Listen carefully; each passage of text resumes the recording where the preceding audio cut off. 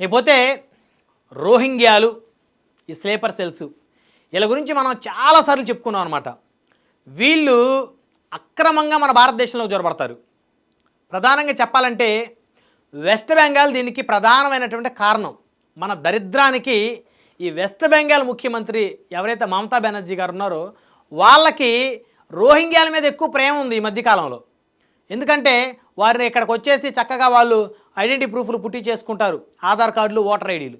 So ఆ ఓట్లన్నీ కూడా ఆవిడకే వేస్తారనమాట. మరి ఆవిడకి ఎందుకో మొదటి నుంచి మరి హిందువులు అంటే విపరీతమైన ద్వేషం. అది ఆల్రెడీ దేశవ్యాప్తంగా నడుస్తున్నటువంటి చర్చ.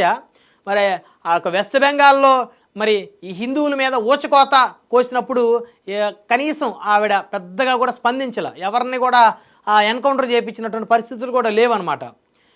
ఈ వక్స్ బోర్డు సవరణ తర్వాత చూస్తే అక్కడ జరిగిన అల్లర్లు. అయితే వీటన్నిటికీ ప్రధానమైనటువంటి కారణం మనం మొదటి నుంచి కూడా చెప్పుకున్నాం. ఈ బంగ్లాదేశ్ నుంచి చాలామంది వెస్ట్ బెంగాల్ బోర్డర్ మీదుగా మన దేశంలోకి చొరబడుతున్నారు. అక్కడి నుంచి వాళ్ళు రకరకాల ప్రాంతాలకు వెళ్తున్నారు. హైదరాబాద్లో కూడా వాళ్ళు వచ్చినటువంటి పరిస్థితి ఉంది. గతంలో కూడా మనం చెప్పాం, బాలాపూర్ పోలీస్ స్టేషన్ పరిధిలోనే చాలామంది బంగ్లాదేశీలను పోలీసులు గుర్తించారు. కొంతమంది బంగ్లాదేశీలు ఆధార్ కార్డు సృష్టించుకున్నారు, ఓటర్ ఐడి సృష్టించుకున్నాడు, మరి కొంతమంది అయితే పాస్పోర్ట్కి అప్లై చేసి అడ్డంగా దొరికిపోయారు. సో అలాంటి కేసులు ఆల్రెడీ ఎఫ్ఐఆర్లతో సహా నేను గతంలోనే మన 99 టీవీలో మనం చదివి వినిపించడం కూడా జరిగింది.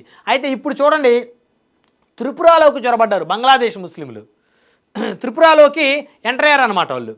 సో అంటే ఇది ఎంత దారుణం అంటే మరి వాళ్ళు బోర్డర్ల దగ్గర మరి ఏ విధంగా తప్పించుకొని వస్తారో, ఏ విధంగా లోపలికి చొరబడతారో. కానీ ఈ బంగ్లాదేశీల నుంచి మనకి పెను ప్రమాదం. మరి వాళ్ళు బంగ్లాదేశ్ వాళ్ళేనా, లేకపోతే ఆ పాకిస్తాన్ వాళ్ళు కూడా పాకిస్తాన్ నుంచి బంగ్లాదేశ్ వచ్చి అక్కడి నుంచి బోర్డర్ల ద్వారా ఈ వెస్ట్ బెంగాల్ నుంచి లోపలికి చొరబడుతున్నారని గతంలో కూడా చాలా సందర్భాలు చెప్పుకున్నాం. మ్యాక్సిమం వాళ్ళలో అసలు ఎవరు పాకిస్తాన్ వాడు ఎవరు బంగ్లాదేశ్ వాళ్ళు కనిపెట్టడం కూడా కష్టమైంది. అయితే ఇక్కడ బంగ్లాదేశ్ ముస్లింలు త్రిపురలోకి చొరబడ్డారు. త్రిపురలోకి చొరబడితే అక్కడ గిరిజనులు వీళ్ళని అడ్డుకున్నారు బలంగా. ఎలాగా? బాణాలతోటి. ఎందుకంటే గిరిజనులు విల్లు విద్యలో వాళ్ళు నెంబర్ 1 అనమాట. వాళ్ళు కత్తులు కట్టారలతోటి ఎదుటి వ్యక్తుల మీద ఏం ఫైటింగ్కి వెళ్ళరు. వాళ్ళు బాణాలు వేయటంలో దిట్టలు అనమాట గిరిజనులు. సో బాణాలతోటి బంగ్లాదేశీ ముస్లింలని కట్టడి చేశారు వాళ్ళు. దాదాపుగా 50 మందికి పైగా బంగ్లాదేశ్ ముస్లింలు త్రిపురలోకి చొరబడితే త్రిపురలో ఉన్నటువంటి గిరిజనులు వారిని అడ్డుకోవటమే కాకుండా బాణాలతోటి వారి మీద అటాక్ చేశారు. అంటే అటాక్ అంటే వాళ్ళని ఎవరిని చంపలేదండి, వాళ్ళని ఎవరిని కూడా. ఎందుకంటే గిరిజనులు నిజంగా వాళ్ళని చంపాలనుకుంటే ఏ తల మీదో ఏ గొంతు మీదో కరెక్ట్గా బాణం బాగా స్పీడ్గా బలంగా దించేవాళ్ళు. కానీ వాళ్ళ టార్గెట్ ఏంటి? వాళ్ళని చంపడం కాదు టార్గెట్, వాళ్ళను పట్టుకోవటం. వాళ్ళని పట్టుకొని స్థానికంగా ఉన్నటువంటి పోలీసులకు అప్పచెప్పటం, లేదా తిరిగి మళ్ళీ వారిని వారి దేశం పంపించడమే అక్కడ త్రిపురలో ఉన్నటువంటి గిరిజనుల యొక్క ప్రధానమైనటువంటి లక్ష్యం. కాబట్టి వాళ్ళు ఏం చేశారంటే 50 మందికి పైగా వచ్చినటువంటి బంగ్లాదేశీ ముస్లింల మీద బాణాలతో దాడి చేశారు. ఎందుకంటే వీళ్ళు కూడా మరి త్రిపురలో ఉన్నటువంటి గిరిజనుల మీద ఎదురుదాడికి దిగారనమాట. వాళ్ళు ప్రశ్నించారు, మీరు ఎక్కడి నుంచి వచ్చారు ఏంటి అని వారిలో కొంతమంది ప్రశ్నించిన నేపథ్యంలో వీళ్ళు మన దేశంలోకి చొరబట్టమే కాకుండా ఎదురుదాడికి కూడా దిగారనమాట. అంటే చూడండి అసలు ఎంత దురదృష్టం ఇది.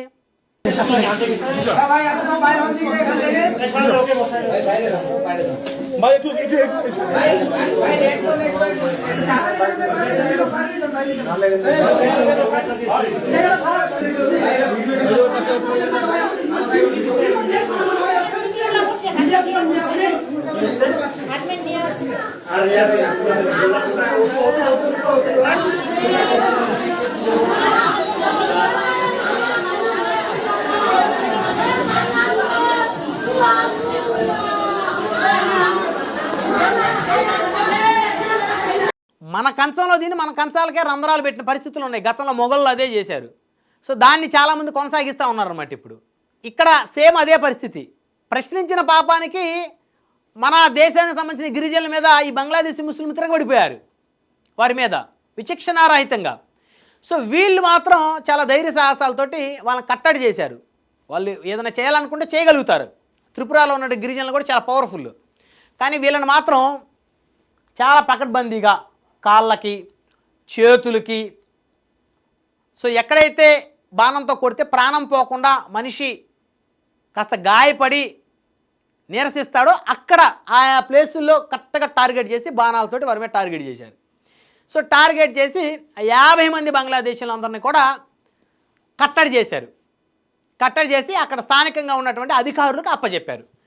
ఇక్కడ 2 అంశాల గురించి మనం మాట్లాడాలి. ఒకటి, త్రిపురలో ఉన్నటువంటి గిరిజనులు చేసినటువంటి ఆ సాహసాన్ని మాట్లాడాలి. ఎందుకంటే ఒక పక్క ఆపరేషన్ సింధూర్ పేరుతోటి మరి మన దేశానికి జరుగుతున్న అన్యాయం, ఈ పాకిస్తాన్ వాళ్ళు మన దేశానికి చేస్తున్నటువంటి అన్యాయానికి సంబంధించి ఆ ఉగ్ర మూకల మీద మన దేశానికి సంబంధించిన మన భారత ప్రభుత్వం కానీ భారత ఆర్మీ కానీ వారు ఆపరేషన్ సింధూర్ పేరుతోటి వారు యుద్ధం ప్రకటిస్తే గిరిజనులు కూడా చాలా సాహసోపేతమైనటువంటి నిర్ణయం తీసుకొని బాణాలతోటి వీళ్ళు యుద్ధం ప్రకటించారు.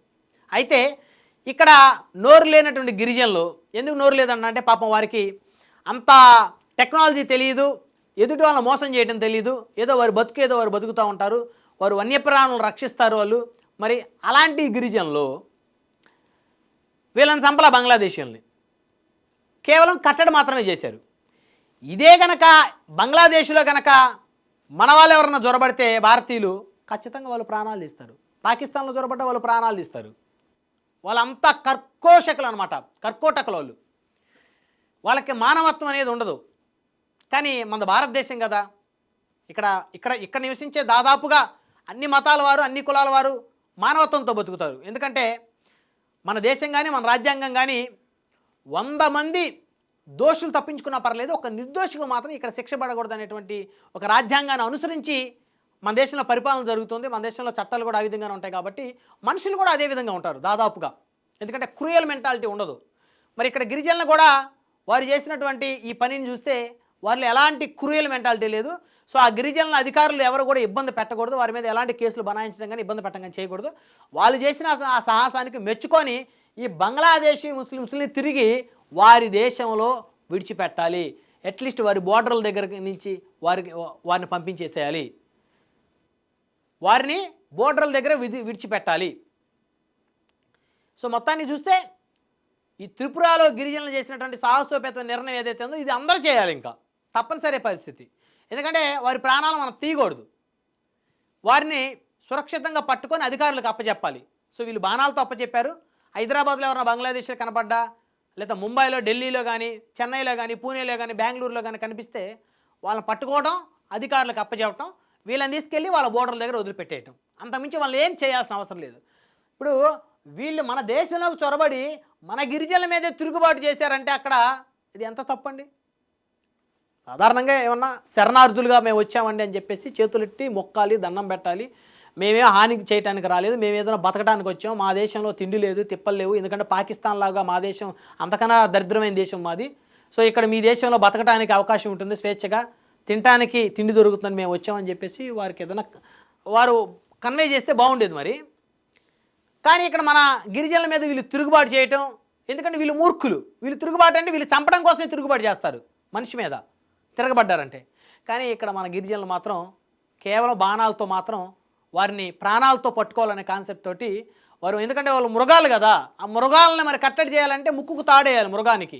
కాబట్టి ఒక్కొక్క మృగానికి 1-2 బాణాలు వేసి వారందరినీ కూడా 50 బంగ్లాదేశ్ మృగాలని కట్టడి చేసి అక్కడ స్థానికంగా ఉండేటువంటి అధికారులకు అప్పచెప్పారు.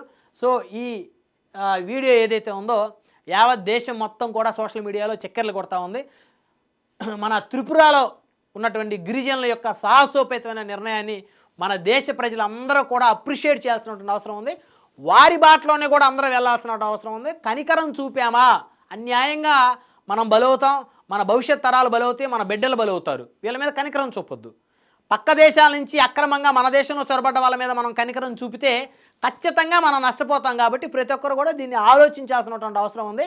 ఇతర దేశాల నుంచి ఇక్కడికి అక్రమంగా వచ్చి చొరబడి స్లీపర్ సెల్స్ రూపంలో పనిచేస్తా, లేకపోతే రోహింగ్యాల రూపంలో ఇక్కడ చొరబడి వారి కార్యకలాపాలు వాళ్ళు చేసుకుంటా పోతూ ఉంటే వారి మీద ఒక కన్నేయండి. స్థానికంగా ఉండేటువంటి అధికారులకి అట్లీస్ట్ ఇన్ఫర్మేషన్ ఇవ్వండి. దయచేసి అధికారులు కూడా ఇప్పటి నుంచైనా సరే కట్టుదిట్టంగా మరి భద్రతని పెంచాల్సిన అవసరం ఉంది.